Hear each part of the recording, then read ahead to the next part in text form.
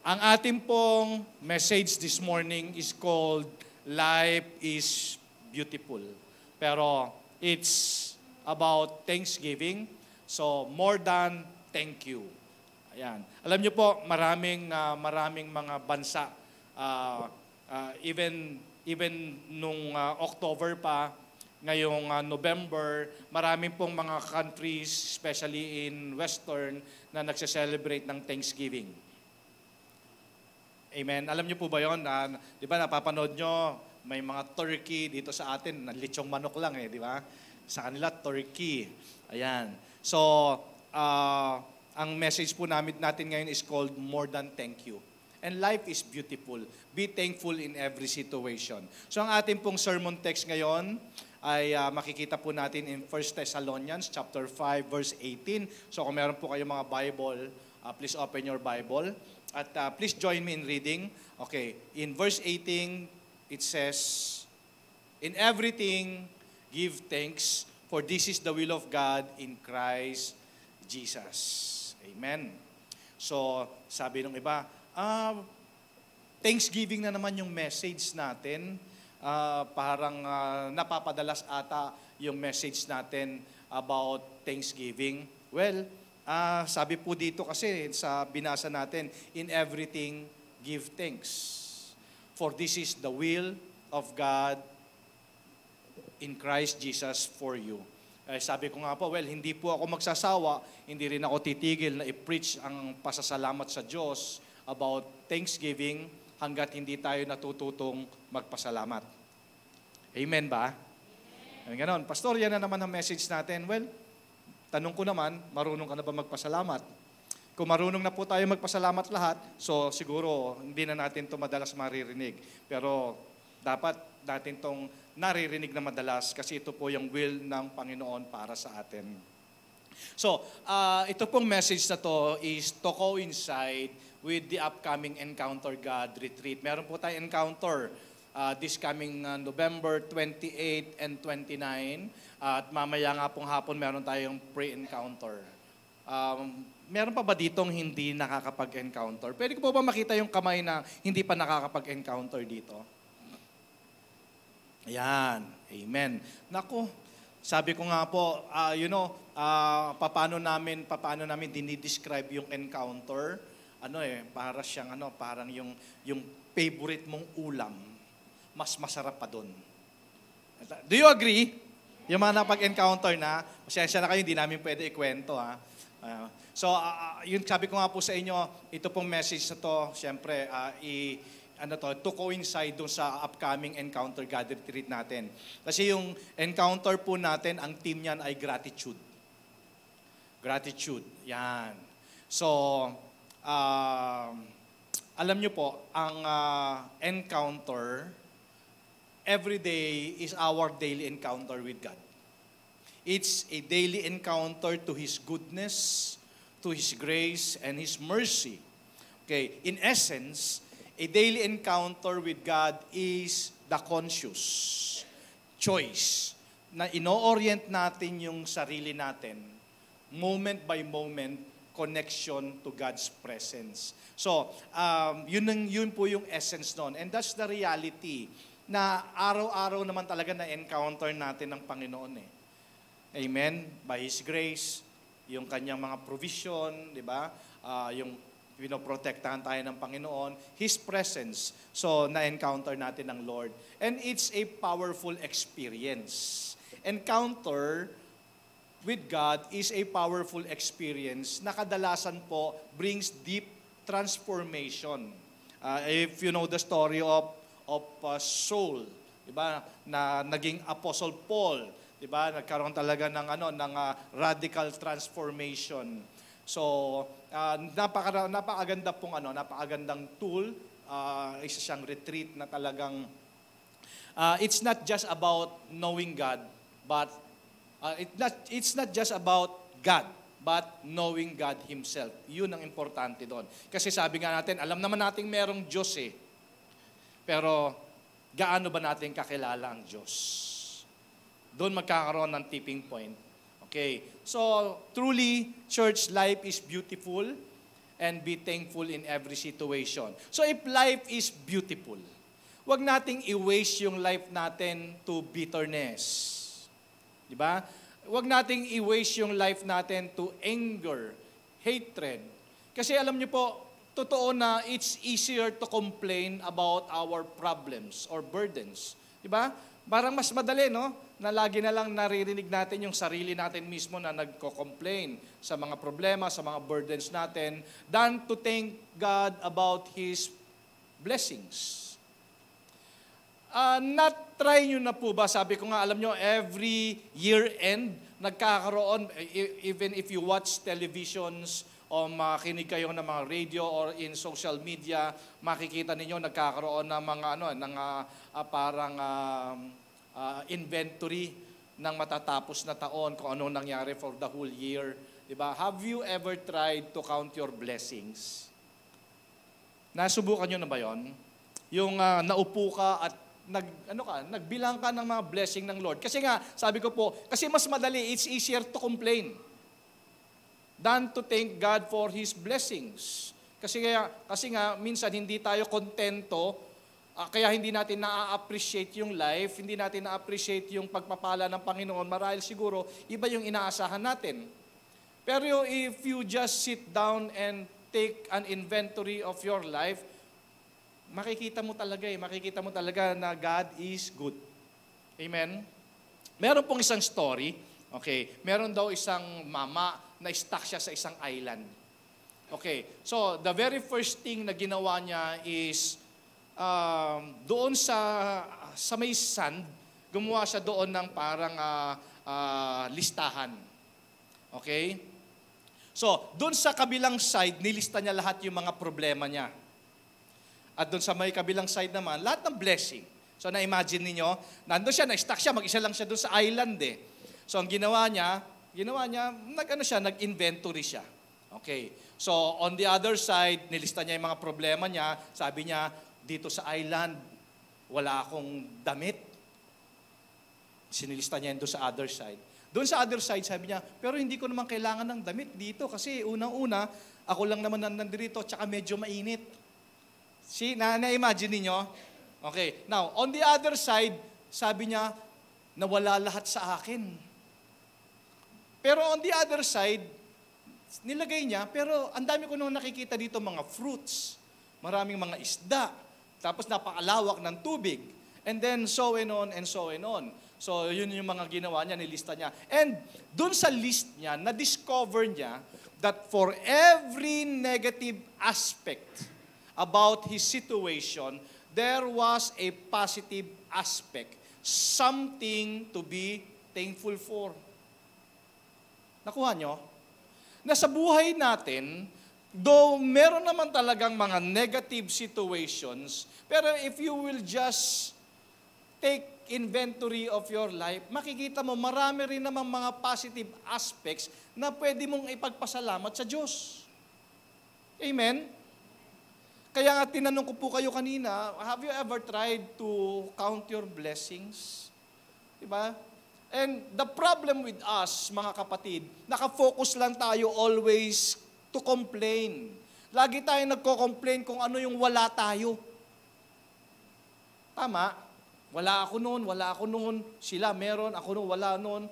And it's easy to find ourselves on an island of despair. Kaya marami talaga mga tao na dahil nakafocus siya doon sa wala siya, nagiging desperado talaga. So perhaps, church, it's time that we sit down and take an inventory of our life or our blessings. Kasi alam niyo po, marahil, I imagine na there are some of us na nandito ngayon, this morning, that are long overdue in expressing our thanks to God. Baka naman, mga kapatid, hinihintay lang ng Panginoon na magpasalamat tayo sa Kanya. Perhaps it's been long overdue. Diba? Sabi ko nga po sa inyo, kanina, maraming mga bansa, sineselebrate nila itong month na to for Thanksgiving. Pero syempre, sa ating mga anak ng Diyos, ang Thanksgiving natin hindi lang naman November. Ang Thanksgiving natin ay araw-araw sa Panginoon because it's a daily encounter with His provision. It's a daily encounter with His protection, favor, di ba? His mercy, His grace. So, sabi nung mama na na-stuck doon sa island, oo nga, no? Maraming mga negative na nangyayari sa buhay ko, pero sa kabila ng lahat, marami rin namang goodness na ginawa ang Lord sa buhay ko. Do you agree? Amen? Now, another story. Ito naman, may mama naman ulit na naginip siya. Okay. At yung panaginip niya po, siya ay napunta sa langit. Okay. Tapos doon sa langit, merong isang anghel na itinur siya sa langit. Okay. Marahil narinig nyo na po itong kwento na to, pero for the sake doon sa mga bago, just to illustrate my sermon today. So, merong isang mama na naginip siya, tapos sa paginipan niya ang langit, merong isang anghel na tinur siya doon sa langit. Side by side. Okay. So, side by side, nakita nitong mama na to sa kanyang panaginip, habang siya po ay tinutur ng isang anghel, nakita niya yung maraming mga workroom. May mga workroom, tapos punong-puno ng mga angels. Okay. So, naniniwala pala tayo sa angels, ha? Hello? Meron dito hindi naniniwala sa angels. Meron pong angels. Okay. So, yung angel na yon, okay, habang siya po ay ginaguide, naglalakad po sila, nakita nila, merong isang section. Okay. Merong isang section na nakita niya ang daming mga anghel. Okay. Nung tinanong niya ngayon yung guardian angel, tinanong niya, ano tong section na to? Sabi nung angel na nag-guide sa kanya, ito yung section ito yung receiving section. Dito sa section na to, lahat ng mga prayers o mga petitions ng mga tao dito ginagather, dito nare-receive. Ayan, dito nare-receive. At yan po ay binibigay sa Father. Okay, in prayer. So, habang siya po ay iikot, nakita niya doon sa workroom na yon, in that area, na talagang napaka-busy talaga ng mga angels. Na isa lamang po katotohanan na talagang ang tao talaga ay humihingi, nananalangin sa Diyos. Diba? So busy yung workstation na yon. Dahil ang dami talaga mga pumapasok na mga petitions sa mga prayers. Okay. Then, nag-move sila along doon sa corridor. Nakita nila the second section doon sa work area ng heaven. At dito naman, tinanong niya yung angel, so kanina, sabi mo, yung section na yon ay doon yung section kung saan ginagather yung mga prayers. Okay, and then this section, ano naman tong section na to? Itong section na to ay packaging and delivery section. Okay, so dito naman yung pinoprocess yung mga answered prayers. Ayan. Dito pinoprocess yung mga answered prayers, tapos dito i-deliver doon sa mga taong nanalangin para diyan sa mga gifts na yan. Okay. So nakita din niya na napaka-busy rin ng mga anghel. So obviously talagang napakarami talaga nating requests, di ba?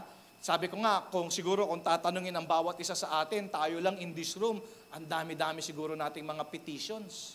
Diba? Ang dami-dami nating mga requests. So, merong section na kung saan, yun yung packaging at delivery section.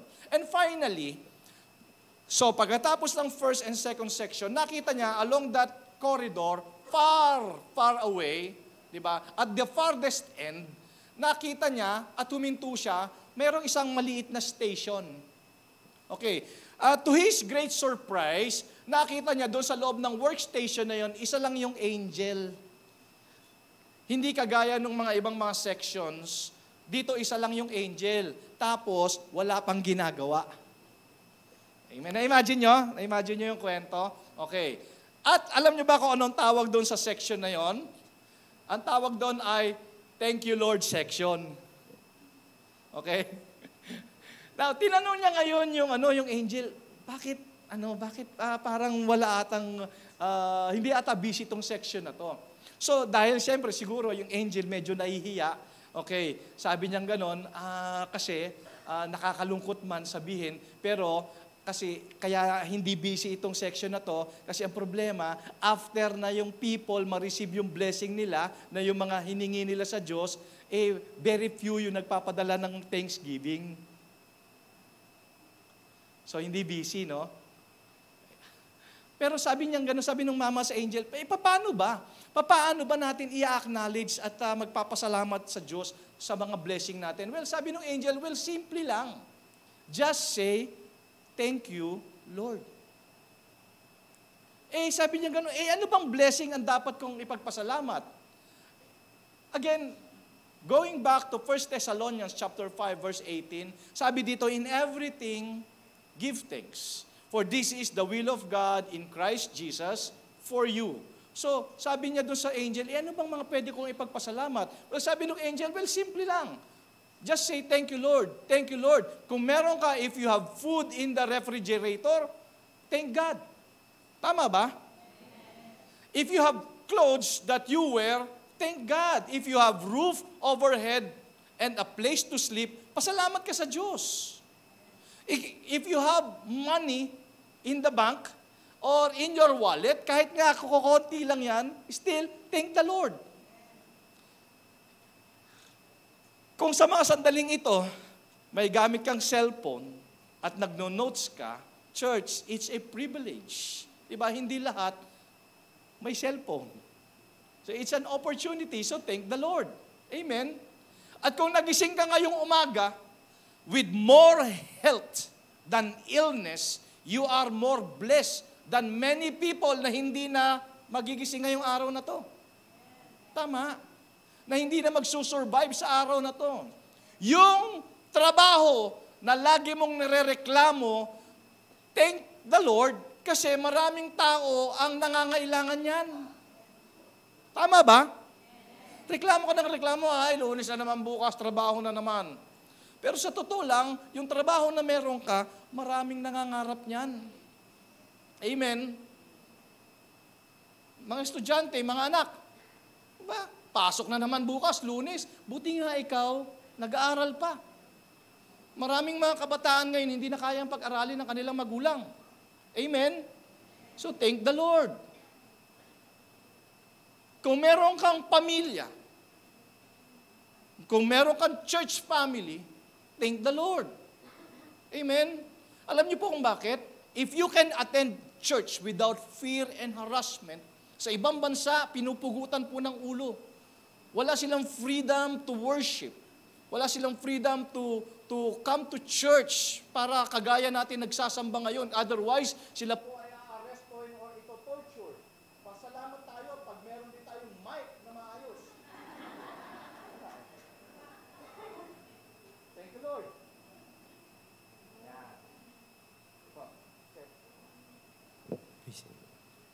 Praise God. Ayun. Thank you, Lord. Ito po, meron ako nabasa. Church, listen to this.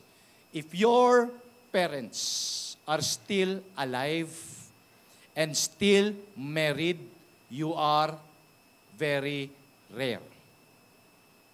You know why?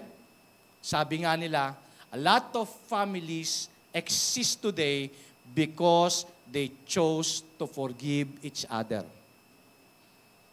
Ulitin ko. Kung ikaw ay merong pamilya, still intact today, at yung mga magulang mo ay still married today, thank the Lord. Because many marriages are still intact today because they learn to forgive each other. Pasalamatan natin ang Panginoon. Amen? Huwag din po kayong reklamo ng reklamo kung kayo ay senior na. Kasi hindi po lahat tumatanda. Amen? Yung iba, kinukuha ng maaga ni Lord. Tama ba? Sabi niya, senior na ako. Praise God. Buti, naging senior ka pa. Amen? So nakita niyo yung sinasabi ko, kahit na yung mga negative situations, marami rin naman pwedeng ipagpasalamat sa Diyos. So it's important that we develop the habit of gratitude attitude to God, our provider. Alam niyo po, when I was young, Christian, matagal ko na po narinig to eh. Di ba? And I realize at naunawaan ko po from the heart that life is beautiful and we should be thankful in every situation. Because for Christian, gratitude should be a life attitude. Amen? At ito pong life attitude na to, yung pasasalamat, dapat ito hindi lang bukang bibig ha. Kasi parang byword na lang sa atin minsan eh. Wala na sa heart natin. Yung magkaiba po kasi yun. Magkaiba kasi yung byword mo lang siya. Nakasanayan mo lang siya. Pero iba talaga yung meron ka talagang gratitude, attitude, heart. Kaya dapat na-appreciate talaga natin yung goodness ng Panginoon. So dapat magkaroon po tayo ng gratitude switch. You know why? Kasi how many of us na nagsasabi ng thank you Lord without even thinking? Yun yung sinasabi ko eh. Di ba? Yung byword na lang. Nasanay na lang tayo ng ganon. Thank you Lord. Yeah. Pero dapat, isa puso natin.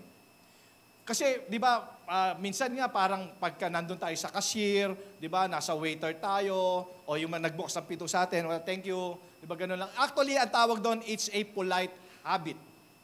But for the Christian, God calls us to something much deeper than a habit. He calls us to an attitude, a lifestyle where gratitude is our default setting. Amen? Dapat magkaroon tayo ng switch, gratitude, na hindi lang siya byword natin, but truly in our hearts, we are thankful. Amen? Dapat magkaroon tayo ng ganong attitude. Default setting talaga natin yun, yung lahat ng bagay pinagpapasalamat natin sa Panginoon. Nga lang, the problem is, we often treat gratitude like a light switch. Parang light switch lang yung ating pasasalamat na pagka good ang mga bagay-bagay, di ba, na-promote sa trabaho or healthy ang family, turn on natin yung gratitude natin na thank you Lord. Pero pag things are hard, di ba, when things are hard, nandyan na may a negative medical report, di ba, you receive that, and then, siyempre, nandyan na yung mga bayaran and everything, yun na nga sinasabi natin, switch off na natin yung thank you Lord natin. And ang pasasalamat ay parang huling bagay na lang sa isip natin. But the truth is, yung sa verse natin, ulitin ko po yung 1 Thessalonians 5:18, dito sa verse natin, hindi sinabi dito, tingnan nyo, hindi sinabi dito na give thanks for all. Give thanks for all circumstances. Ang sinabi dito ay give thanks in all, not for all. Ano ibig sabihin nun, Pastor? Hindi, pag sinabing not for all, of course, hindi naman tayo nagpapasalamat sa Panginoon dahil may cancer tayo. Hindi tayo nagpapasalamat dahil nawalan tayo ng trabaho. Kasi yun yung sinasabi na give thanks for all. No, we give thanks in all. Diba? Magkaiba po yun. Ibig sabihin, God is inviting us to be thankful in the middle of it. Pag nandun ka sa ganung kalagayan, nandun ka sa sitwasyon na ganun, magpasalamat ka na lang sa Panginoon na alam mo na hindi ka niya iiwanan at pababayaan. Because wala naman tayo, we cannot escape, di ba? We still in this world, di ba? Problem comes, di ba? Kahit nga Kristiyano tayo, nandiyan pa rin yung mga problema. So, pag dumating tayo dito sa ganung kalagayan, pasalamatan natin ng Panginoon. Okay, maging default setting natin yung pasasalamat na alam natin, Lord, binibigay ko po sa iyo dahil hindi ko to kaya, pero kaya mo. I believe that all things are possible sa iyo, Panginoon. Amen? So, imbis na po tayo mag-self-pity, di ba? Dali na lang natin sa paanan ng Panginoon.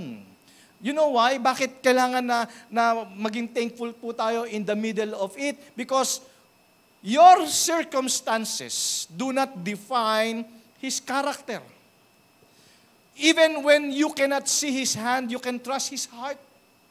Di ba? Alam natin alam naman natin, maliwanag ba sa inyo na ikaw ang heartbeat ng Panginoon?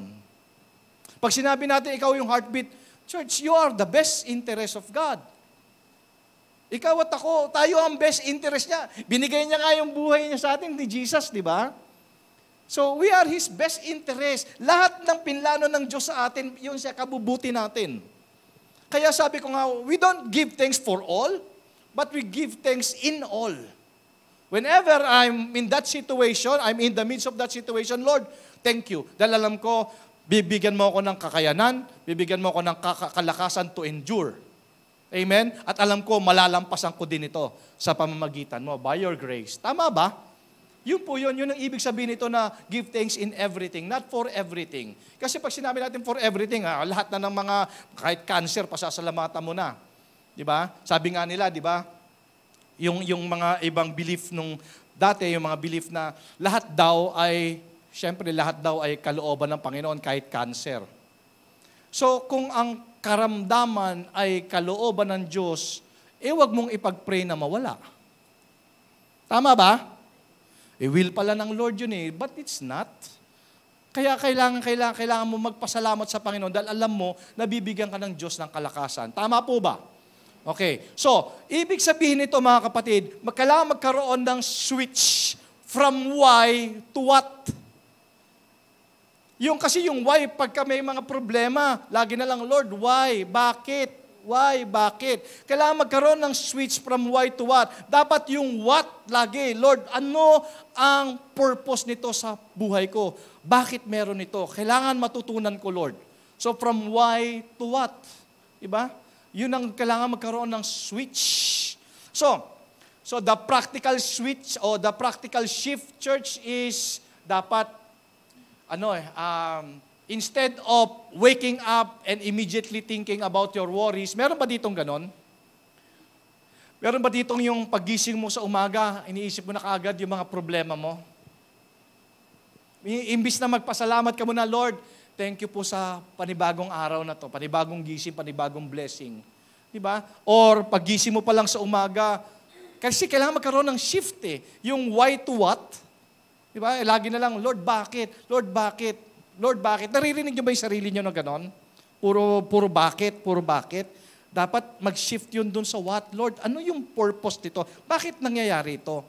Lord, anong gusto mong matutunan ko dito?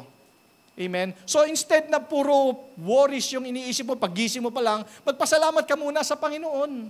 Lord, thank you for this new day. Thank you for this new day. Yung church kasi, ang sinasabi ko dito, kailangan makita mo that life is beautiful.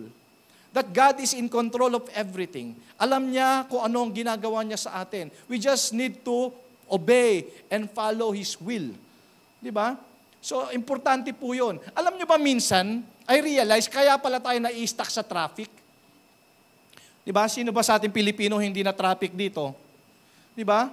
Kaya pala tayo minsan na-i-stuck sa traffic dahil God wants to slow us down. Naisip niyo ba yon? Kasi masyado kang mabilis Baka naman maaksidente ka, masyado kang mabilis. Kaya yun, biglang pagdating mo doon, traffic. Sabi ng Lord, slow down ka muna. Di ba? Slow down ka muna. Minsan, I realize din, ito na-realize ko lang na minsan, God allows na nandun tayo sa sickbed. Sa sickbed, Di ba? Pag nandun ka sa sickbed, anong kaya mong gawin? Wala, di ba? Kahit nga kumuha ng biogesic, hindi mo makagawa, di ba? Nandun ka lang, nakahiga ka lang, di ba? Nandun ka sa sickbed. Now, I realized, nung ako ganun din, sabi ko, tinitingnan ko the beauty of it. Sabi ko, possible, kaya ako nandito kasi God is slowing me down at saka He's giving us more time para to communicate. Kasi pagka masyado kang busy, masyado kang mabilis, wala kang time kay Lord Kaya sabi ng Lord, sige, diyan ka muna Yan, diyan ka muna para marami kang time sa akin. Di ba? As Christian, anong una mong naiisip pag nandun ka sa sickbed? Di ba nagpe-pray? Nagkakaroon ka ng more time kay Lord? Tama ba? Di ba? Ay, sabi ni Lord, di ba? Nagkaroon ka ng time sa akin. Kasi, grabe, isang buwan ka nang, hindi na tayo nag-uusap So, sometimes, God is slowing us down. Di ba? Kasi mas namimiss niya yung relationship natin. Amen ba? Amen. Kasi di na kita, sabi ng Lord, di na tayo nakausap, pati linggo nagtatrabaho ka na Di ba? Hindi na kita hindi na kita nakakausap. So spend time with the Lord. Kasi there's beauty in every situation. Kahit nga pangit yung nakikita natin minsan, pero makakakita ka pa rin ng beauty in every situation. Amen? Or sometimes,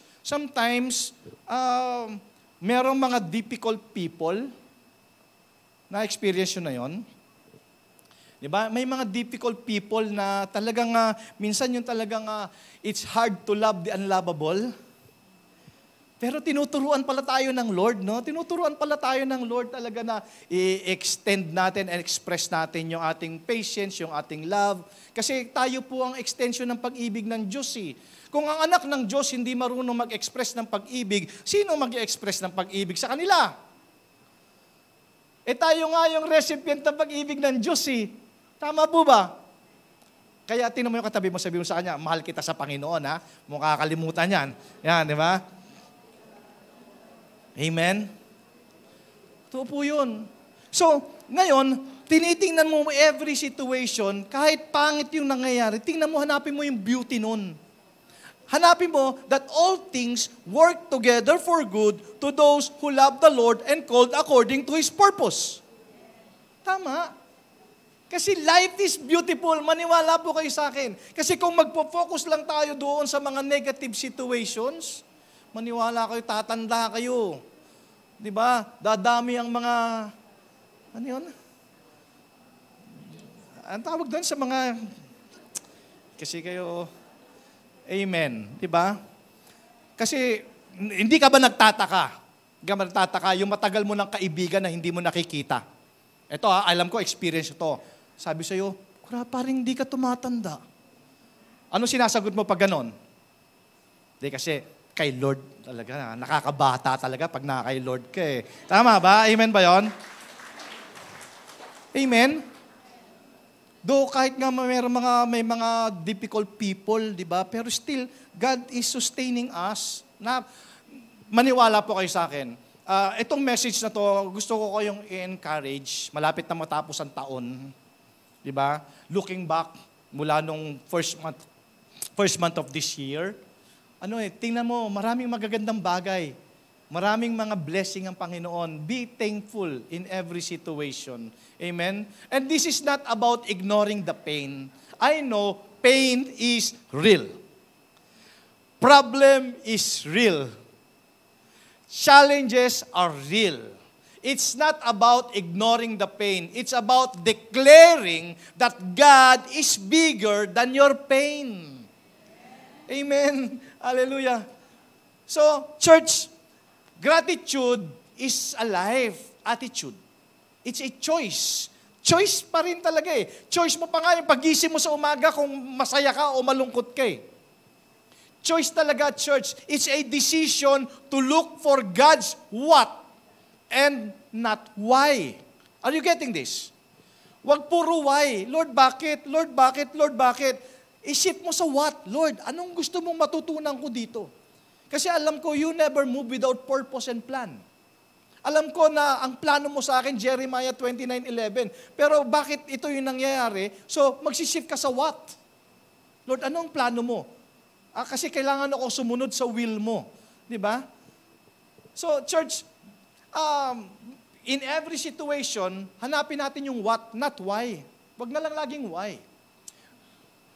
It's the switch that changes our focus from problems to God's presence. So, church, give thanks now. Kasi sabi sa 1 Thessalonians 5:18, in everything give thanks, not for everything, but whenever you are in that situation, in the midst of it, thank God. Pasalamat ka sa Panginoon. Diba? Kung medyo challenging yung life ngayon, pasalamat ka dahil alam mo na hindi ka pababayaan ng Diyos. Alam mo, praise God. Alam mo tayo mga Kristiyano nga, sabi ko, praise God kasi problems don't last. Sa atin, kasi may Diyos tayo eh. May problema. Pero napansin nyo ba, hindi naman nagtatagal yung problema natin. Amen. Nandiyan, God is good. He's giving us the solutions.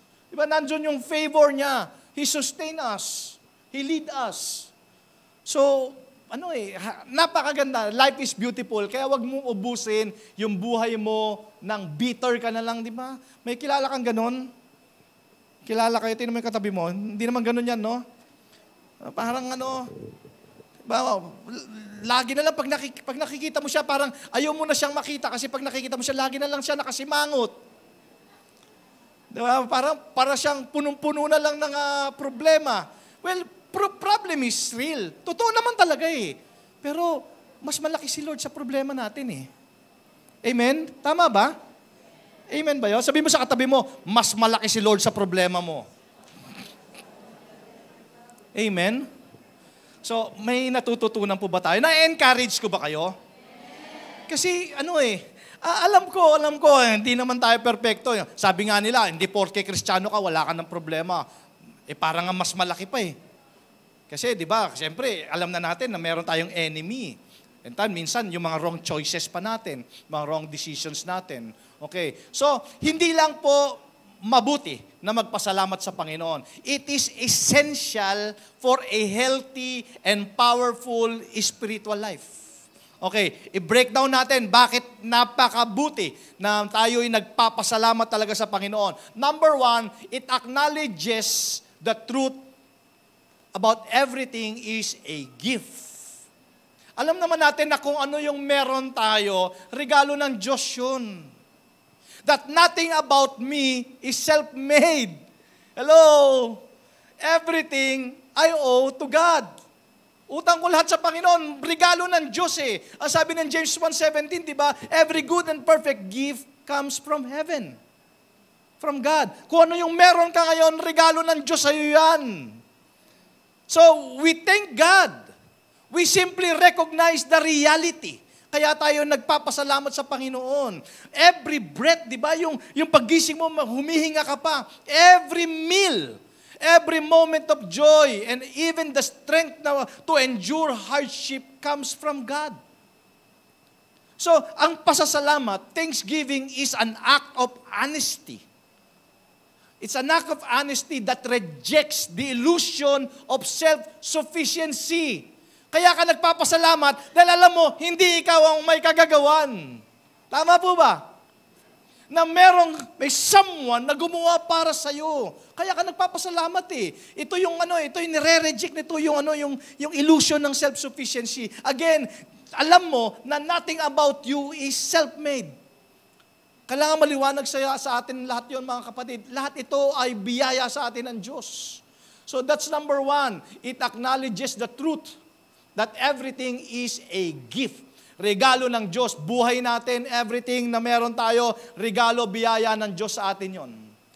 And it's good to thank the Lord.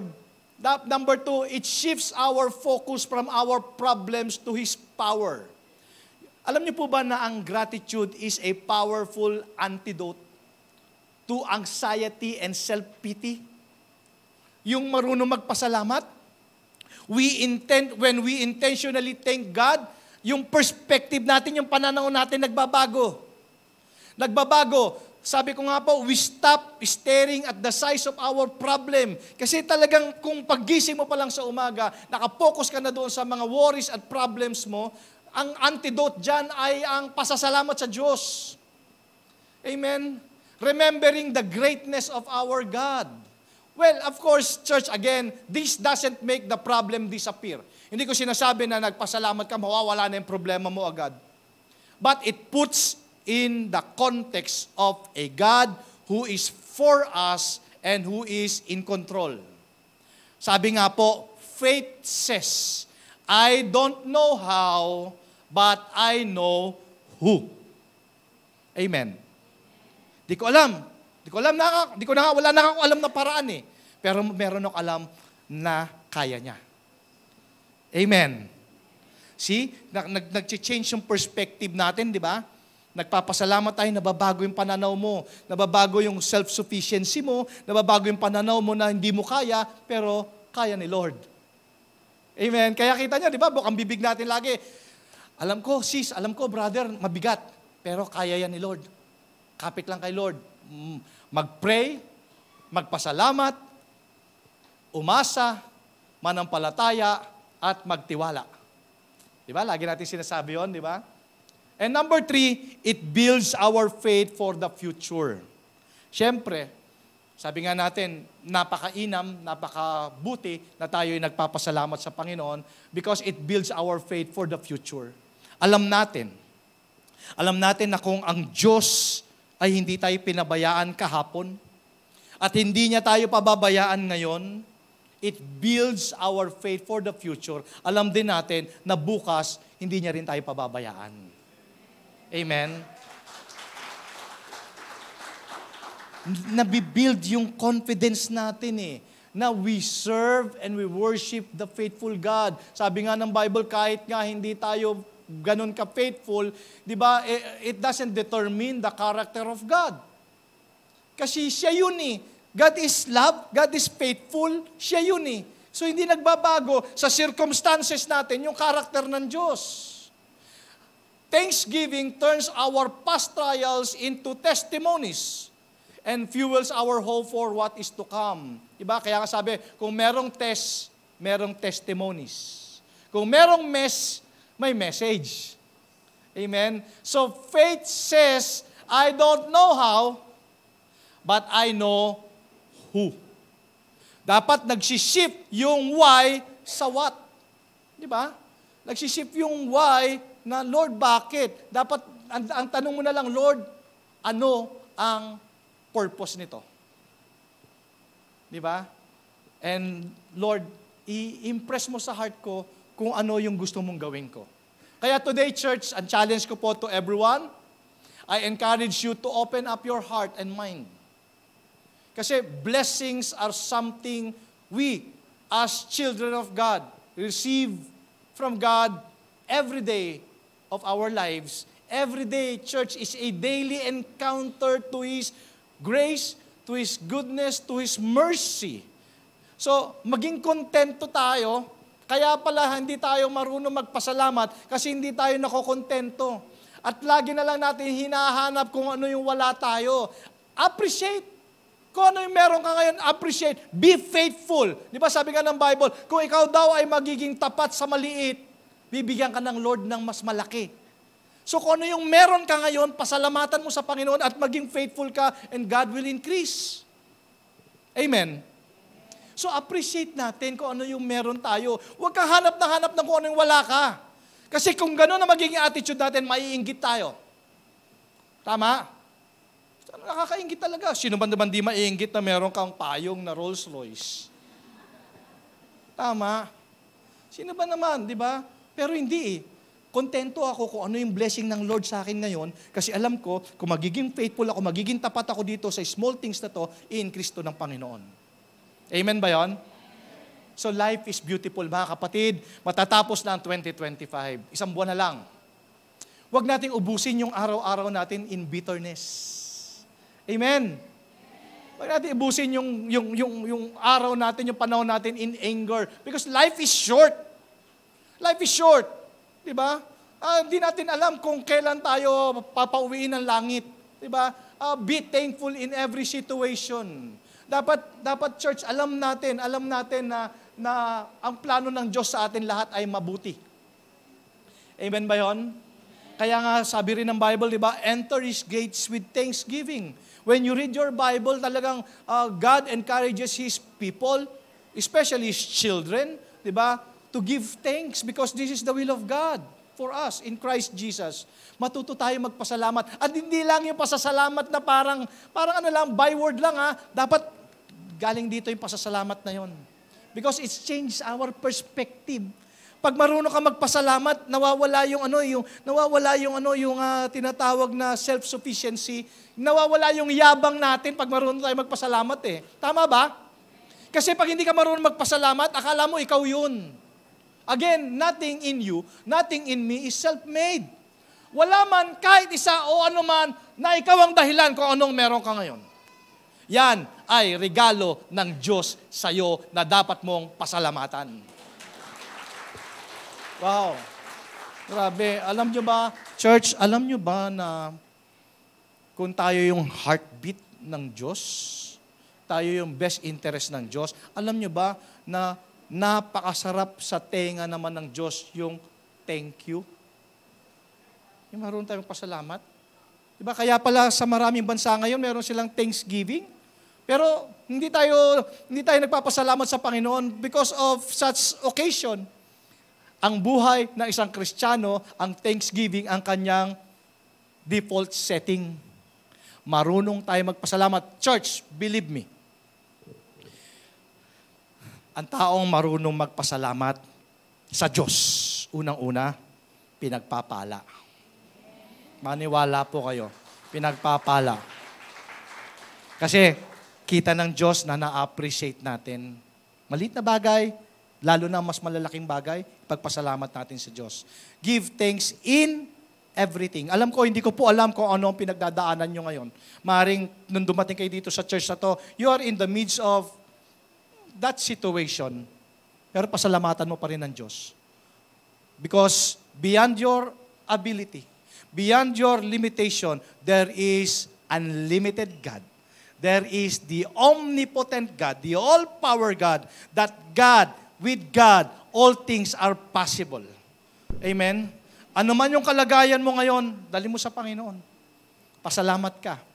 Pasalamat ka ngayon, meron tayong opportunity to worship Him with freedom.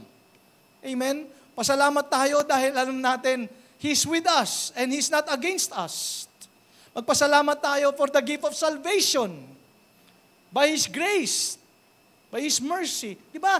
So, ulitin ko po, hindi ko alam nung pumasok ka dito, maraming mga negative na mga situations in your life. Pero if you will just take an inventory of your life, makikita mo, life is beautiful. Kasi makikita mo, ang dami ko rin palang pwedeng ipagpasalamat sa Diyos. Amen? Hallelujah.